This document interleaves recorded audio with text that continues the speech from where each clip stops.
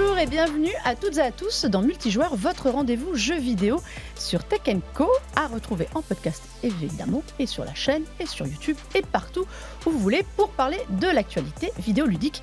Et le début d'année a quand même été sacrément chargé. On va faire une émission, c'est la dernière avant les vacances, et bien justement on va revenir sur ce début d'année extrêmement chargé pour nous journalistes, avec deux experts à mes côtés. Bonjour Loïc. Bonjour. Loïc Rallet. Alors beaucoup de gens te connaissent sous le nom d'Epion, Ouais, ton ancien pseudo. tout à fait. Ancien nom de travail. Voilà, quand tu étais à jeuxvideo.com. Tout à fait. Toujours un œil aiguisé Toujours. sur l'actualité C'est la jeux passion. vidéo. Voilà. Et face à toi, Lame. Eh Bonjour Lame. Bonjour, ça va bien Mélina, merci de m'avoir invité. Ben voilà, je suis ravie de t'avoir. Journaliste Pareil aussi. aussi. Un peu Oui. plus streamer maintenant. Oui, Un beaucoup peu plus streamer, mais pareil, j'étais ancien collègue de Loïc chez jeuxvideo.com, je suis passé par le numérique aussi. Exactement. Et on dose le jeu vidéo, bien sûr. Ah, évidemment. On regarde l'actualité et c'est vrai qu'elle est rigolote. Voilà, et on va avoir de quoi se parler. Évidemment, vous avez vu deux experts quand même pour m'accompagner. Et on va commencer avec l'actu à chaud. Et elle est vraiment très très à chaud.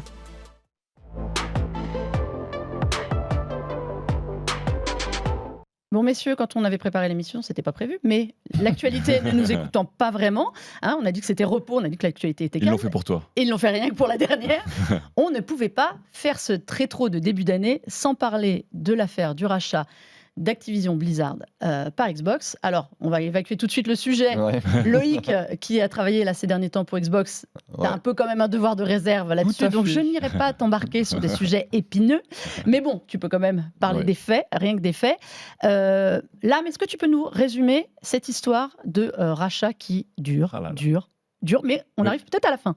Alors, il était une fois le plus gros éditeur de jeux vidéo occidental au monde. Le triumvirat Activision Blizzard et King aussi, un Surtout petit éditeur qu'on nomme moins mais qui pèse des milliards parce que c'est Candy Crush, C'est eux qui pèsent le plus hein, dans le Voilà. jeu vidéo, donc ouais. qui avait une valorisation qui, je pense, à un moment passait la barre allègrement des 100 milliards de dollars. Sauf qu'à un moment sont arrivées aussi des enquêtes en interne et des résultats en même temps de vente décevants, notamment pour Blizzard, qui ont fait qu'à un moment cet éditeur était en difficulté. Et c'est à ce moment-là que Microsoft a peut-être vu les soldes. Voilà, donc nous, il y a les soldes en ce moment. Eux, ils les ont vus fin 2021, puisque ils ont proposé la somme énorme, mais en même temps un peu au rabais de 68,7 milliards de dollars, je crois. Comme quoi, on n'a pas tous le même montant pour les soldes. hein. Ça, Voilà. Ouais, ouais. Chacun ses 30%. hein. Chacun son Chacun portefeuille. son ouais. porte-monnaie Moi, je pour suis sur les le bon soldes. coin, eux, ils achètent directement. Et donc, Xbox, qui est un acteur maintenant depuis plus de 2 décennies dans le jeu vidéo, mais qui a toujours été un peu le troisième larron, et qui était toujours un peu en manque de ces licences surpuissantes qu'ont Nintendo, qu'ont Sony notamment. Ils se sont dit, on a peut-être là le coup du siècle. C'est le rachat, effectivement, de toutes les licences Blizzard, de Call of Duty, bien sûr, de Candy Crush. On peut le faire. Et donc, ils ont proposé un rachat, et maintenant, un peu plus d'1 an et demi, qui a été assez. Qui a beaucoup fait discuter. Mouvementé, surtout. Voilà. Puisque à la fois Xbox n'était que le troisième acteur du monde du jeu vidéo pur et dur, mais c'était aussi Microsoft derrière, qui est un géant dans bien d'autres secteurs et qui a déjà été épinglé pour des positions de monopole ou de positions dominantes. Et donc depuis 1 an et demi, c'est la saga. Est-ce qu'ils vont y arriver? Est-ce qu'ils vont pas y arriver? Sony s'est évidemment érigé en étendard pour contrer ce rachat, expliquant qu'il allait mettre en danger l'équilibre du jeu vidéo.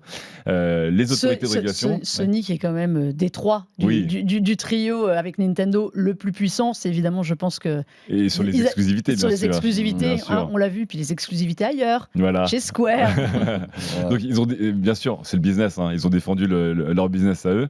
Et il y a eu évidemment le regard et les enquêtes menées par les autorités à la concurrence, notamment à Bruxelles, au Royaume-Uni et aux États-Unis, avec des plot twists. Je pense qu'un scénariste de Naughty Dog n'aurait pas réussi à faire aussi bien. Tu veux dire que ce ne serait pas une exclusivité PlayStation, cette affaire à rebondissement? Mais une belle affaire en tout cas. On parlait, alors là, l'information qui est sortie, c'est que, donc, pour rappel, l'Union européenne et beaucoup d'autres pays ont donné leur accord. Alors, il faut quand même préciser que si l'Union européenne dit non, si la FTC, donc l'autorité de la concurrence américaine, dit non, ça n'annule pas le deal. Ce ne sont pas des gens qui ont un veto dessus, en Oui. fait. C'est ça qu'il faut bien rappeler. C'est pas parce qu'ils disent non que ça ne se fait pas. C'est juste que c'est un peu plus compliqué pour les démarches ensuite. L'Union européenne a dit oui. La FTC avait dit non, Non. mais ça compte pas, donc c'est pas grave. Donc ils sont allés en justice. Ouais. La CMA a dit non aussi. Ça compte pas, mais c'est un peu plus gênant. Et donc là, il y a un procès en appel. L'information, c'est que la FTC s'est fait retoquer par la justice pour son devoir de blocage. Ouais. Est-ce que tu peux expliquer à peu près ce que c'était, ça, cette histoire de blocage ? ou pas, Loïc? Ou t'as pas le droit? T'as le droit de nous dire que t'as pas le droit. Alors, je vais le faire. Je vais le faire. C'est pas On va l'endroit où le- je suis le Voilà. plus. Non, en fait, idoine, ils on va voulaient dire. bloquer le rachat parce qu'on sait que le 18 juillet est une date butoir pour les deux, pour Activision et Xbox. Sinon, il va falloir donner des sous. Oui. Il va falloir Microsoft donne des sous à Activision. Blizzard parce que le deal n'aura pas été finalisé. Ouais, une petite amende de 3 milliards, c'était 3 ça. millions, vite fait. Ouais, mais c'est les soldes. Une vague. Donc là, la FTC s'est fait retoquer le droit de suspendre les négociations. Et apparemment, leur dossier était vraiment insuffisant. Si j'avais été prof, j'aurais dit à refaire. Mais voilà, c'est un peu ce qu'a dit, le mon juge chien, mon du tribunal devoir, quoi, fédéral. voilà. Ils ont dit, c'est un peu à revoir. Non, ils ont bloqué. Donc à partir du moment où le blocage est levé, la tentative de blocage temporaire est levée, c'est vrai qu'on ne sait pas ce qui empêche désormais le deal de se faire. Et puis, cerise sur le gâteau pour Microsoft, la CMA a un peu agité le drapeau blanc. On savait qu'elle était sous pression, notamment de Bruxelles, parce qu'effectivement, elle résistait à ce deal, elle avait donné un nom assez formel. Mais là, ils ont appelé à réouvrir des négociations pour, dans les prochains jours, voir ce qu'ils pouvaient faire globalement. Donc, cette date butoir du 10 juillet, je pense qu'on va y arriver. Hein. Moi, je pense que ce sera dealé avant. Alors, la FTC essaye quand même de faire appel de la suspension. Je ne vois pas un tribunal, parce qu'il faut savoir qu'ils ont en gros jusqu'au 14... Alors, nous, on enregistre le 13 juillet. La FTC attend de faire un blocage à partir du 14 juillet pour bloquer justement les négociations d'ici au 18. Est-ce qu'un tribunal peut décemment, un autre tribunal que celui qui vient de dire non au blocage, va reprendre le dossier et dire ok, allez-y les gars, en 24 heures, on règle tout ça et on vous donne une autorisation de blocage. C'est compliqué, puis ils ont un historique de défaites dans leurs appels. En plus, je crois qu'ils ont gagné seulement 3 fois en appel, il me semble, ce que j'ai lu, du coup, ça paraît... Ils n'avaient pas réussi avec Meta et le rachat de Withings aussi. Ouais. Après, pas de Meta mais ces derniers mois, dans la tech, on avait vu quand même des rachats monstrueux qui avaient été bloqués. Donc, justement, Meta qui avait voulu racheter Jiffy, qui était le leader des chiffres animés, et surtout, le deal entre ARM, l'européen qui appartenait à SoftBank, et Nvidia, qui était un deal avec plus de 40 milliards de dollars, qui a été également bloqué pour aussi des potentielles positions de dominance, etc. C'est vrai que sur Nvidia et ARM, on voyait un peu quand même, là c'était très très gros, c'est le numéro 1 et le numéro 2 qui se mettaient. Mais on a quand même vu que des autorités à la régulation pouvaient un petit peu... la CMA était plus forte pour ça. Voilà, ils pouvaient un petit peu stopper, quoi. Donc moi, franchement, à un moment, pour Blizzard, Activision et Microsoft, j'étais pas sûr que ça allait passer à un moment. Hein. En fait, c'est la même chose, c'est qu'ils vont faire appel, mais il faut voir ce qu'ils présentent de nouveau à leur dossier, parce que si c'est pour repartir sur les mêmes bases, ce qui était effectivement assez fragile et qui les a amenés finalement à perdre le petit challenge contre Microsoft, est-ce qu'ils auront de nouvelles croquettes, on va dire, à ajouter au truc là en l'espace de quelques jours? Je veux dire, c'est pas comme si, de point de vue, alors là je vais prendre toute la distance nécessaire pour avoir regardé ça quand même. Toi, de t'es un peu près dedans pendant un certain temps. Voilà. Bon, après, ça impactait pas notre travail non plus au quotidien, mais forcément, t'as un œil dessus. Et le dossier était quand même très fragile, donc du coup, qu'ils aient perdu, à titre perso, ça ne m'a pas surpris. En tant qu'ancien spécialiste de l'actualité Xbox, etc., lorsque j'étais journaliste chez G2.com, c'est quand même des choses que j'ai suivies de très près. Le dossier me paraissait un petit peu fragile, donc je vois pas ce qu'ils vont pouvoir ajouter de fondamentalement différent qui pourrait changer la donne là. Et rapidement. Et rapidement, surtout. Pour moi, c'est le délai. Surtout. Avoir des éléments à présenter, c'est pas tout ça. Il faut ensuite nourrir chacun de ces éléments avec des arguments, des exemples, Là, bon. Est-ce qu'on met le champagne au frais là chez Microsoft? Alors, je pense que chez Microsoft, ils mettent le champagne au frais et je ne serais pas surpris qu'ils nous fassent une conférence spéciale d'ici la fin de l'année si le deal se signe. Parce que, encore une fois, imaginez une conférence, je ne sais pas, en septembre ou en octobre, où après avoir fait le Bethesda Showcase, quand ils avaient racheté Bethesda il y a quelques années, ils font le Xbox Activision Blizzard Showcase. Et ils nous annoncent que Diablo 4 arrive dans le Game Pass, que World of Warcraft arrive dans le Game Pass, et autres petites sucreries. Plus que Call of Duty, à mon avis, ils risqueront pas tout de suite. Je pense qu'il y aura une paix des braves. Ils ont promis que Call of Duty resterait un jeu multiplateforme pendant 10 ans. Même Nintendo, qui n'a rien demandé à personne, se retrouve avec Call of Duty sur la Switch.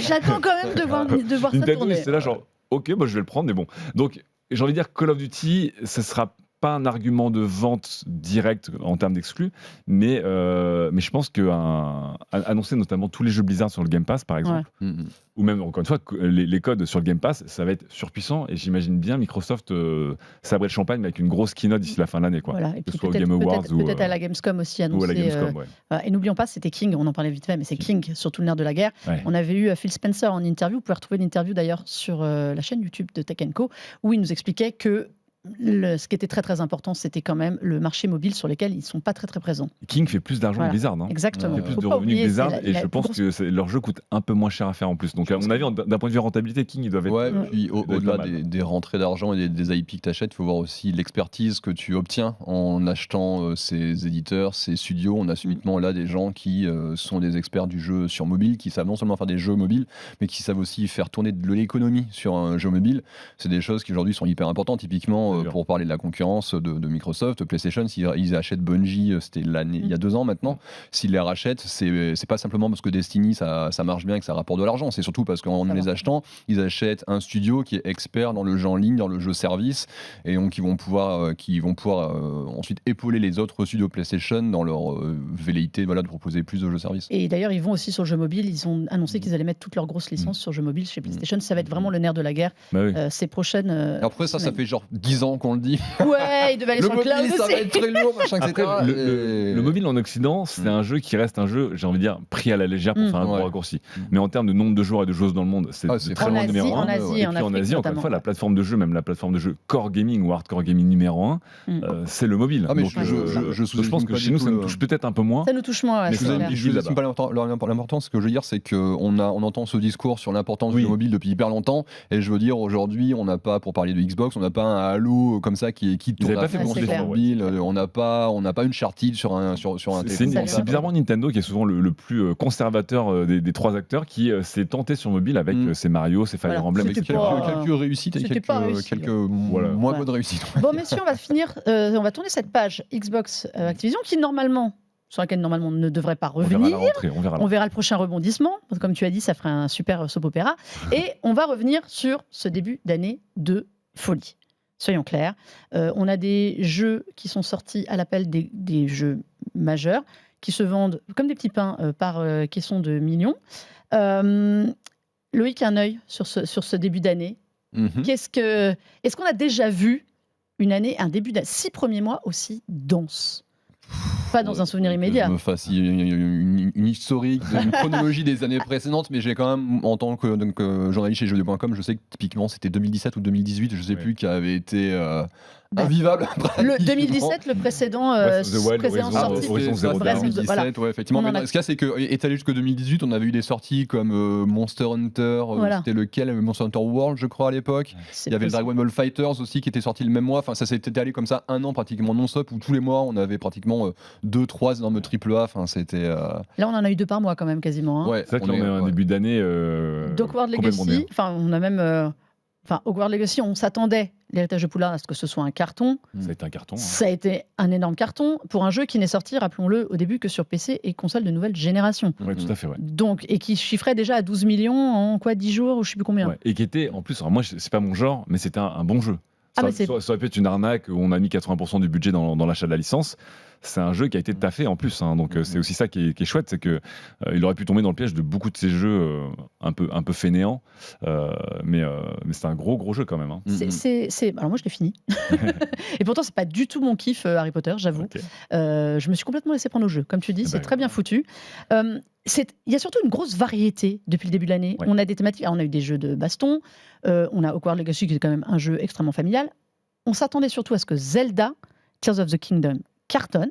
Bon, ça, Je m'attendais pas à ce point-là. C'est vrai, tu t'attendais pas à ce point-là? Souvent, quand tu as une suite, tu te dis si la suite se vend aussi bien que le numéro 1, ce serait chouette. Là, on sait que Tears of the Kingdom est à la fois très différent, mais à la fois très proche. C'est pas un épisode 100% différent de Breath of the Wild, contrairement aux Zelda, qui sont souvent des épisodes un peu indépendants les uns des autres. Et je m'étais dit, bon, c'est un Zelda 1.8. C'est vrai que c'est la première fois qu'on a une vraie suite. Et puis là, tu vois les chiffres de vente. Ouais, non, mais on dirait un Pokémon. En plus de ça, moi, je l'ai pas encore fait, en toute transparence. Breath of the Wild, donc la version précédente, c'est un de mes jeux préférés à ce jour. Il est rentré dans. J'ai un top 5, top 10, on va dire. Il n'y a pas que du Xbox, il n'y a pas que des exclus Xbox dedans. Il y en a très peu. Mais surtout, j'étais en mode. Je sais pas ce que ça a donné. En fait, de Breath of the Wild, il est rentré, il a défoncé mon top 10, il s'est fait une place dedans sans problème. Le jeu est incroyable. Donc, du coup, j'avais un petit peu peur avec celui-ci qui, effectivement, reprend plus ou moins la même map, reprend une bonne partie de ce qu'on connaissait déjà. moi, ce que j'avais adoré dans le premier, c'était la découverte, quoi. Ouais. Il y avait plein de choses nouvelles, il y avait plein de choses à explorer. Enfin, tout J'avais peur était comme toi un peu de tout dire était mince, nouveau. ça va être perdu. Et c'est ça. Et en fait, ce qui est Le début laisse un peu croire ça quand même. Oui, Il ouais, faut au tout début. avouer, et si vous n'êtes pas encore lancé dedans, ceux qui l'ont pas fait, si vous avez fait le premier et que vous avez eu peur de vous perdre et que ça reprend un peu pareil, il faut passer aussi cette étape-là. Mais tout ce qu'ils ont apporté de nouveauté en termes de gameplay, donc toute cette partie construction, ça a eu une viralité complètement dingue sur les réseaux sociaux. Et c'est bête, hein, mais aujourd'hui, une bonne partie de la promotion d'un jeu, elle se fait aussi par ça, par ce que les gens en disent, comment ils se comportent par rapport au jeu sur les réseaux sociaux. Et le buzz que le jeu s'est créé grâce à Twitter, Instagram et compagnie, c'est dingue. Le nombre de mois, tous les matins, je me levais, on me taguait sur une vidéo. Regarde, il faut que tu regardes ça, c'est incroyable. Et je voyais un mec qui avait construit un méca, donc je suis fan de gros robots japonais. Donc forcément, à chaque fois qu'il y en a un qui apparaissait, on me taguait dessus. Il y a des mecs qui construisaient des robots de 20 mètres de haut, qui marchaient avec la musique de Gundam ou de Pacific Rim dans le fond. C'est vrai que c'est n'importe quoi. Ça, moi, je l'ai pas vu venir sur l'aspect construction. Ils l'ont très bien caché. Ils l'ont super bien caché. Ils l'ont vraiment introduit dans les derniers trailers. Et je connais plein de gens qui ont acheté le jeu, plein de gens qui aiment le jeu. Je connais quasiment personne qui a fini le jeu parce que les gens passent leur temps à faire les blaireaux avec le jeu et ils s'éclatent. Et c'est vraiment c'est le plus grand bac à sable du monde depuis Minecraft, je pense. C'est-à-dire que l'étendue des possibles est vertigineux. C'est un peu enivrant. C'est un peu dingue. C'est vraiment dingue. Il est vraiment particulier. Ouais. Un jeu qu'on attendait depuis très très longtemps aussi, qui a cartonné, c'est Final Fantasy XVI, qui est sorti au mois de juin. Alors, je dis attendu, c'est quand même fait largement attendre. Et puis on avait peur. Oui. Final Fantasy, ça fait quelques années, on a un peu peur. Chaque sortie, ça serre un peu les fesses. Voilà. Et alors surtout qu'il nous avait sorti le remake. On nous avait beaucoup habitué au remake et à Final Fantasy VII Remake qui a cartonné. On attend Rebirth. Final Fantasy XVI, est-ce qu'il est à la hauteur des espérances ? J'ai l'impression que ça. Moi, j'étais un fan de Final Fantasy avec le temps. Enfin, j'étais un fan de RPG japonais en général. Et c'est vrai qu'avec le temps, je me suis un peu détourné du genre. Et j'ai l'impression quand même que le 16 fait débat. Il y a des gens qui adorent parce que ça propose une nouvelle façon de jouer à Final Fantasy. Donc, il y a des gens qui aiment beaucoup. Mais tous les gens que je connais qui sont de vieux fans de Final Fantasy, des vieux de la vieille, je vais pas nommer certains anciens confrères, typiquement, qui étaient chez un fameux site internet bien connu. Des amoureux de jeux vidéo et qui en disent pas beaucoup de bien. Bravo. Et en fait, c'est même pas juste qu'ils pensent que c'est nul. Enfin, j'ai pas l'impression que les gens trouvent que c'est pas bien. C'est juste que ça leur parle pas. Je pense pas que ce soit une question d'accessibilité. C'est juste que la formule a changé, notamment sur la partie combat. Et j'ai l'impression qu'il y a des gens à qui ça ne parle pas. Après, bon, on est en 2023. Il y a encore des gens qui ne jurent que par le tour par tour. Moi, je pense que c'est nécessaire. C'est nécessaire. C'est-à-dire que le Final Fantasy ou même le JRPG avait fait le tour de ce qu'ils pouvaient faire en termes de jouabilité, d'expérience, etc. Et Final Fantasy, qui était, on va dire, dans les années 90, la plus grande licence du monde, comme on l'appelait souvent, désormais n'est qu'une grosse licence parmi d'autres. Et je pense que Final Fantasy XVI, aussi perfectible soit-il, il était nécessaire. Ils ont tenté des choses différentes. J'ai toujours respecté Square Enix pour tenter des choses différentes, encore une fois, un peu comme Zelda jusqu'à il n'y a pas longtemps. Chaque Final Fantasy est un peu un univers différent. Ils repartent de zéro alors qu'ils pourraient faire des suites avec tes personnages préférés non-stop. Et ils le font sur le côté, ça. Mais... Comment ? Ils le font sur le côté avec des spin-offs. Ça. Voilà, c'est vrai. Mais je trouve que c'est un jeu où ils étaient en crise. FF15, c'était la crise. Même FF14, avant qu'ils le sauvent, c'était la crise. Les chiffres de vente n'étaient qu'en baisse sur Final Fantasy ces dernières années. Et là, ils ont tenté un truc différent, qu'on aime ou qu'on n'aime pas. Effectivement, il y a des gens qui ont adoré aussi le côté Game of Thrones à la japonaise, d'autres qui n'ont pas aimé. Mais... Il est très clivant, très clivant. Mais en tout cas, il sort que sur une seule console aussi. Oui. Il faut dire qu'il marche bien, mais que sur on parlait des exclusivités, c'est une exclusivité PS5 pour le moment. Moi, je dis bravo en tout cas pour la prise de risque. Qu'on aime ou qu'on n'aime pas, ils ont tenté quelque chose.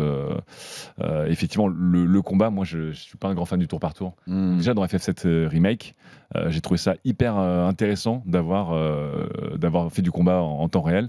C'était très cinématographique, c'était assez agréable, c'était assez riche aussi à jouer.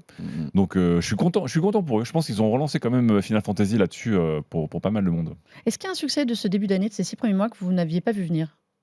Dans les licences qu'on marchait. Alors, je peux vous citer aussi, on ne pourra pas parler de tout ce qu'on a passé de temps, mais on a vu Star Wars Jedi Survivor qui est mieux que le Fallen Order, moi je trouvais. Le Dead Space qui est revenu à la vie. Le remake du premier / un peu du 2, parce qu'ils ont pris les mécaniques, ils ont fait un peu leur sauce. qui a été une bonne surprise. J'avais pas joué à ça depuis, pareil, tout le monde 15 ans, je sais plus combien de temps. Et Resident Evil. Ouais, Resident Evil 4, le remake. 4, le remake, Ouais. qui est un carton aussi de ce début d'année. On a quand même été Ouais. un peu riche quand même sur le Street Fighter 6. Street Fighter 6. Capcom, ouais. sort. Capcom, ils ont une. Ils ont eu un déboule. Là, eux, ils ont déjà sorti le champagne. Ça, on parlait tout à Ouais. l'heure. Capcom, depuis 4 ou 5 ans, Ah, ils sont sur une vague. depuis Street Fighter 5 a été, je pense, le creux de la vague pour eux. Ouais.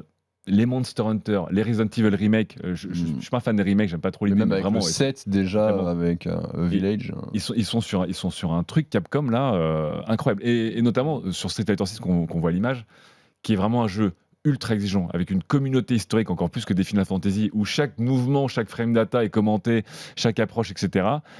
Qu'un jeu comme Street 6 fasse autant l'unanimité chez les nouveaux joueurs, les nouvelles joueuses et les vétérans, c'est aussi C'est un une très belle signe. récompense. Mm. C'est une très belle récompense pour Capcom. Ouais. Et je crois que, je connais pas, parce que là on est sur des chiffres de vente, les jeux de baston, ça se vend pas autant que des Hogwarts Legacy ou des Zelda, mais je crois que Il c'est est très un des très jeux. bien. Ouais. Ouais, c'est un des jeux les plus joués sur Steam, toutes catégories confondues, ce qui est aussi un très très bon indicateur. En fait, les Street Fighter c'est un jeu de combat. C'est un jeu de combat, oui, super, obvious. Mais ça a un nom, et ça a le nom a un prestige qui dépasse. Rien que le nom fait son vendre, genre. tu Ouais. penses ? Ouais, ça attire. Il y a ce côté phénomène. Mes potes sont en train d'y jouer, je veux y jouer aussi, quoi.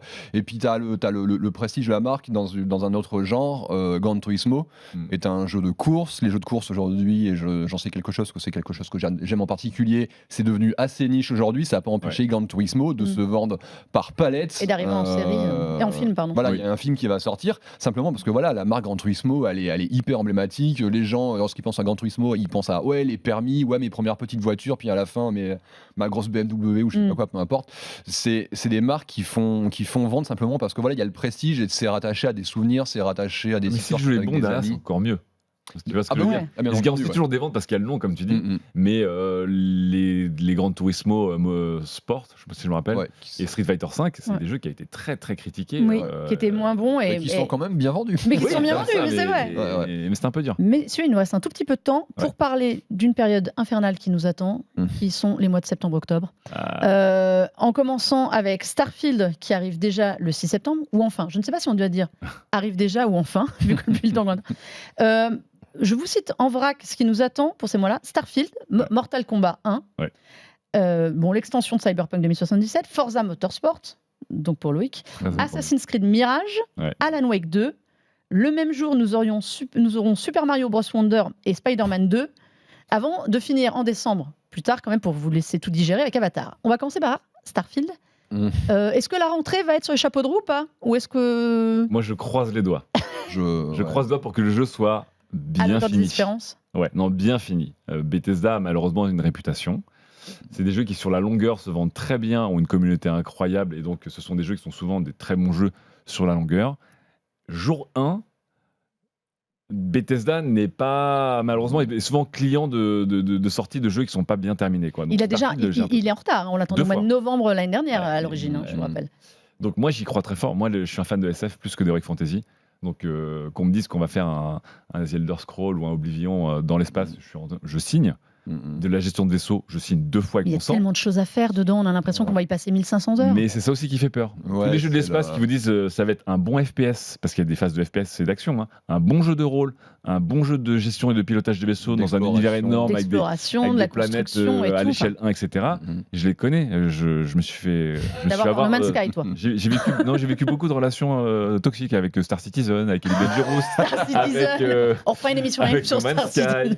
Et avec même Beyond Good and Evil 2. Tous les jeux qui te proposent un scope et une échelle dantesque, c'est-à-dire tu peux aller d'un FPS très précis en 1 contre 1 à 1 mètre l'un de l'autre, on sent la laine de ton ennemi, jusqu'à une planète ou une galaxie modélisée à l'échelle 1. Tous ces jeux-là n'ont jamais tenu leurs promesses à un certain niveau. Là, c'est un RPG qui promet quand même des trucs un peu dantesques. C'est Bethesda, il y a quand même de quoi avoir très peur et être très excitant en même temps. Qu'est-ce que ça dit cette fin d'année ultra dense, Loïc, de l'industrie ? Il y a, je crois que c'est l'année dernière, hein, les gens se plaignaient on a eu une année un petit peu faible. C'est Oui, cette année ou l'année ça devait être précédente, une je super sais année pas. 2022 2021, et en fait, 2022, c'était un peu faible. ça devait Et être en une super fait, année et on a tout maintenant. j'en avais discuté un petit peu avec des gens sur les réseaux sociaux où moi, j'ai travaillé chez Xbox. Avant ça, j'ai travaillé chez Bungie. Et quand j'étais chez Bungie, c'était l'année notamment l'année du Covid et du confinement. Et j'ai vécu de l'intérieur ce que ça a pu créer, le Covid, en termes de travail, de réorganisation du travail, un impact simplement sur les temps de développement, sur les temps de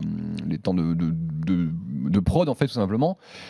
Et à la sortie du Covid, le fait qu'il y ait des jeux qui soient repoussés ou qui n'arrivent pas exactement à la date attendue, ça m'a pas trop étonné. Et donc, du coup, forcément, on s'est tapé une année où il n'y a pas eu grand-chose. Le problème, c'est qu'à un moment, tous les jeux qui ont été décalés, il faut qu'ils sortent. On a un embouteillage en Donc, 2023. tu ajoutes tous les jeux qui, de toute manière, devaient sortir en 2023 pour une raison X ou Y. Ben, forcément, ça bouchonne, quoi. Il y a un moment, il y a tous les jeux qui arrivent en même temps. Et les jeux, ce qu'il y a, c'est qu'à un moment, c'est toujours dangereux de sortir typiquement, on a vu là quelques jeux décaler leur sortie de quelques semaines, voire d'un mois, pour pas arriver en même temps que. Baldur's Gate, qui est censé être un géant du calendrier 2023, Baldur's Gate a dû bouger à cause de Starfield. C'est simplement parce que même si à un moment on veut éviter de sortir en même temps que des gros noms, il y a un moment, il faut aussi que les jeux ils sortent parce qu'à un moment, il faut que l'argent il rentre. Voilà. Bah là, on voit des images de Lies of P qui devrait être aussi une belle surprise de rentrée et qui pourtant ne fait pas figure pas parmi les gros ténors attendus. Oui. L'âme, un jeu qu'il faut avoir fait depuis le début de l'année et un jeu que t'attends à la fin de l'année. Bon, déjà, Ménage, tu rejoins dans le club Dordogne. Ah, Dordogne.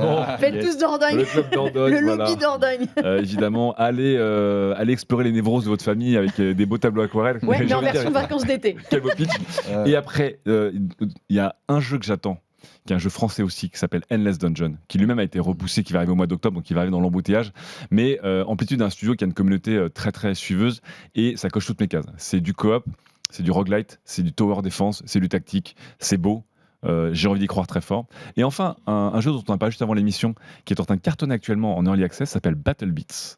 Et c'est un jeu de guerre réaliste entre Arma et Battlefield, qui se joue en 127 versus 127. Et ça a la tronche de Minecraft. Ça, je vais aller voir. Battle Beats. Et je vous annonce que Battle Beats, on va beaucoup en parler dans les prochains mois. Ah bah voilà. Loïc, même chose. Un jeu qu'il faut avoir fait depuis le début de l'année, ou parmi les grosses sorties, ou parmi toi pas avoir manqué. Bon, toi, t'as Zelda à rattraper déjà. Moi, j'ai Zelda à rattraper déjà. T'imagines où j'en suis. Non, tout à l'heure, tu en parlais. J'ai adoré de Star Wars Jedi Survivor, que j'ai fait 2 ou 3 fois de suite. Ah ouais, ah oui, c'est pour ça que t'as pas le temps pour le reste. Je suis le gars qui se plaint de pas avoir le temps et en fait qui recommence déjà en bout comme ça. Là, j'ai enfin fait Cyberpunk, par exemple. Ouais, ça y est, enfin. Oui. Et lorsque j'ai terminé, après genre une centaine d'heures de jeu, j'ai relancé une seconde run où j'en suis déjà à 60 ou 70 heures dessus. Voilà. Et Starfield, qui va te prendre 150 heures à la rentrée. Et Starfield, il est possible qu'il me prenne beaucoup de temps, mais l'idée, c'est que mon planning de jeu il soit plus ou moins vide, tu vois, lorsque Starfield arrive et que je puisse me jeter dedans. Parce qu'en fait, comme l'âme, je suis pas trop un fan d'Elder Scrolls et compagnie, parce que le setting fantasy me parle pas des masses. Par contre, la même chose dans un univers sci-fi, je signe tout de suite. Il y a des choses qui me rappellent ce que j'ai bien aimé dans le premier Mass Effect, typiquement. Je sais que les gens avaient à détester l'exploration de planètes avec le Mako à l'époque, mais là j'ai vu un peu ça dans Starfield et moi ça me fait rêver d'avance. Des planètes sur lesquelles il y a rien et sur lesquelles on peut passer 150 heures à se promener, mais envoyez-moi ça tout de suite. Mais oui. Bon. Donc ouais. Mais il y avait eu suffisamment de quoi faire ça depuis le début de l'année. Déjà, ne serait-ce qu'effectivement l'actu de la fin de l'année pour beaucoup de gens, c'est de rattraper le premier semestre 2023. Et moi, comment tu finis Diablo, Street Fighter, Final Fantasy, Zelda? Tu peux pas, t'as pas assez de temps, il n'y a pas assez de jours dans l'année. On n'est même pas une année bissextile. Moi, j'attends Flashback 2, évidemment, depuis 30 ans, mais c'est pas grave. Oh les hipsters. Mais ouais, grave, du haut de mon grand âge. Et je suis sur Oxenfree 2. Le jeu, qui est le premier jeu en fait de studio. De Night School Studio, racheté par Netflix. Et franchement, c'est assez sympa. Le premier était sympa. Le deuxième est bien space aussi au niveau thriller surnaturel, je vous le conseille. Ah, chouette. On est arrivé au bout de cette émission. Déjà. Donc merci à vous d'être venus. Merci beaucoup, Mélinda. Merci pour l'invitation. Bien plaisir. On se reverra, à mon avis, pour parler de plein de choses. On a une fin d'année dense. Pour ça, Lame, le nom de ta chaîne, on te retrouve où ? Lamua, c'est mon nom et mon prénom. Je suis vraiment le plus nul des gamers. J'aurais pu m'appeler Neo Killer Destiny, mais non, c'est Lamua sur Twitch et sur Twitter. C'est pareil. Loïc, on te suit sur Twitter. Oui, @Epionzilla, EPYONZI. Voilà, lui, c'est plus compliqué. C'est un peu compliqué, ouais. C'est vrai que le @Loïc Rallet, finalement, ça serait simple, mais je suis attaché au Epionzilla parce que c'est aussi mon gamer. Un vrai gamer. Et puis nous, on se retrouve à la rentrée, après l'été, pour parler de la Gamescom et de cette fin d'année très très dense. Merci à vous toutes et tous de nous avoir suivis. parti pour les débuts de multijoueurs. Voilà, on a fait comme l'année 2023, une bonne début de saison chargée. Vous pouvez retrouver l'émission sur Tech Co, la chaîne, sur Tech Co, le site, sur YouTube et en replay sur la plateforme RMC BFM Play. Et puis, écoutez, n'hésitez pas à nous laisser des commentaires.